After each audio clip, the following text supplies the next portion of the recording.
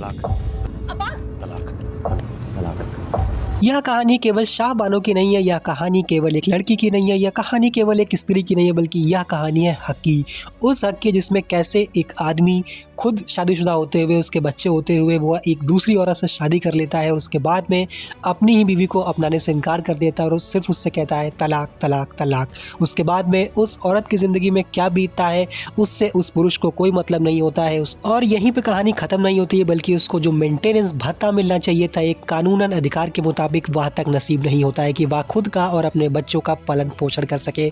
So hello show के viewers, मैं बात कर रहा हूँ हक मूवी को, जिसको फाइनली OTT प्लेटफॉर्म्स पे रिलीज़ कर दिया गया है। और आज बहुत दिनों बाद में मैंने कोई एक ऐसी मूवी को देखा जिसने मुझे सोचने पे मजबूर कर दिया कि हाँ, समाज में भी कुछ ऐसे तत्व मौजूद हैं जो आज भी बहुत ज़्यादा दयनीय है। आज भी कई सारी ऐसी चीज़ें हैं जो नहीं होनी चाहिए थी। अब क्या आपको ये मूवी देखनी चाहिए? वीडियो में एंड तक बने रहना, क्योंकि कुछ ऐसे पॉइंट्स हैं जो मुझे लगता है आपको इस मूवी को मजबूर देखने के लिए कर देगी। और लास्ट में जो 2 पॉइंट्स हैं वो तो भाई ज़रूर मिस मत करना। 1967 की बात है, सांकनी उत्तर प्रदेश की, जहाँ पर एक वकील से एक लड़की को मोहब्बत हो जाती है और उसके बाद में वो दोनों फैसला करते हैं कि क्यों ना हम दोनों अपनी ज़िंदगी को साथ में बढ़ाएं। और वो दोनों परिवारों की रजामंदी से निकाह पढ़ लेते हैं। उनकी ज़िंदगी बहुत ही खुशहाल चल रही होती है, दोनों की बहुत अच्छे तरीके से शादी हो जाती है, दोनों की ज़िंदगी में एक प्यारी सी बेटी आती है और उसके बाद में और भी कई सारे 2-3 बच्चे होते हैं। उसके बाद में ज़िंदगी वहाँ पे एक नया मोड़ लेती है जब अब्बास नाम का जो कैरेक्टर है, जो इमरान हाशमी रोल प्ले कर रहे हैं, वह पाकिस्तान जाते हैं किसी प्रॉपर्टी के मसले को लेकर के। लेकिन जब वो वहाँ से लौट करके आते हैं,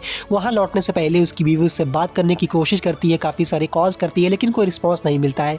लेकिन जब वह लड़का अपनी अम्मी के साथ में वापस आता है पाकिस्तान से, तो पता चलता है कि उसने दूसरी शादी कर ली है किसी दूसरी लड़की के साथ में। वह उसको घर में लेकर के आया है और यह बात की जानकारी उसको नहीं थी। उसके बाद दोनों में काफ़ी कहा सुनी होती है, दोनों में काफ़ी अनबन होती है और वह इस बात को मानने से इग्नोर कर देती है कि अगर आप मुझसे मोहब्बत करते हैं तो आपको दूसरी शादी करने की ज़रूरत क्यों पड़ी।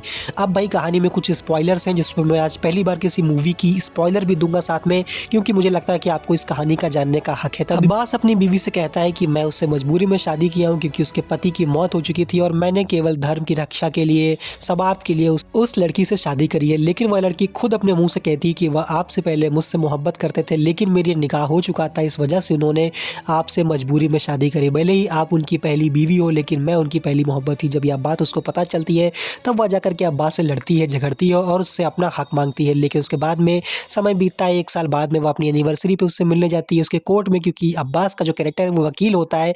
लेकिन वो वहाँ पे कुछ कहा सुनी हो जाती है, वो अपने घर चली जाती है जहाँ पे उसके जो पिता है उसका साथ देते हैं और कहते हैं तुम जो करोगी मैं तुम्हारे साथ हूँ। यहाँ पर घर में सब कुछ बहुत माहौल ख़राब हो चुका होता है। वह उसको फ़ोन करती है कि मुझे पैसों की ज़रूरत है। वह 2-3 महीने 400 रुपये भेजता है, लेकिन उसके बाद में वह जो गुजारे के लिए पैसा होता है उसको भी देना बंद कर देता है और उसका कॉल उठाना भी बंद कर देता है। फिर वह अपने पिता के साथ में उसके पास आती है अपना हक मांगने के लिए, लेकिन वो लोग वहाँ से नहीं काम बनता है तो वो कोर्ट जाती है। अब कोर्ट में जाने के बाद में उसके साथ में क्या क्या चीज़ें होती हैं, उसको अपने ही समाज से कैसे लड़ना पड़ता है, कहानी वहाँ से धीरे से आगे बढ़ती है, मुस्लिम लॉ बोर्ड तक जाती है। उसके बाद में भी क्योंकि उसका पति वकील होता है उसको काफ़ी दबा के रखता है। फिर कहानी 1980 में पहुँचती है जहाँ पे उसके पिता उसका साथ देते हैं, लेकिन 1982 तक कहानी जाती है। इलाहाबाद हाई कोर्ट भी कहती है कि हाँ, ये आपका पर्सनल लॉ बोर्ड है, केवल मुस्लिम लॉ बोर्ड इसे देखेगा, और इसी को ध्यान रखते हुए वह कहानी आगे बढ़ती रहती है। लेकिन फिर उसके पिता की मृत्यु हो जाती है जिससे वह काफ़ी ज़्यादा टूट जाती है, लेकिन फिर भी वह हिम्मत करके लड़ती रहती है। और 1984, 1985 हाई कोर्ट, सुप्रीम कोर्ट में जाते जाते उसके साथ में क्या क्या होता है यह सब आपको इस कहानी में देखने को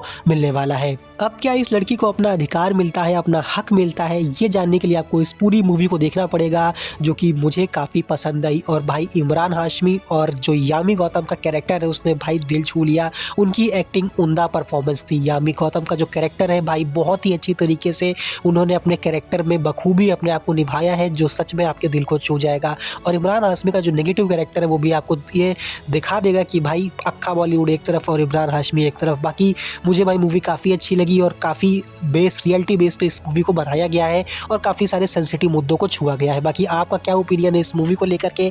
आपने अभी तक इसको देखा कि नहीं, देखने वाले हो कि नहीं, नीचे कमेंट मार के बता के जाना। और एक काम और जरूर करना, नीचे जो रेड कलर का सब्सक्राइब बटन है उसे वाइट कर देना, ताकि ऐसे गजब की वीडियोस कभी आपसे मिस ना हो पाए। तो हम मिलते हैं नेक्स्ट वीडियो में। टिल देन देखते रहो शो का रिव्यू। Bye bye.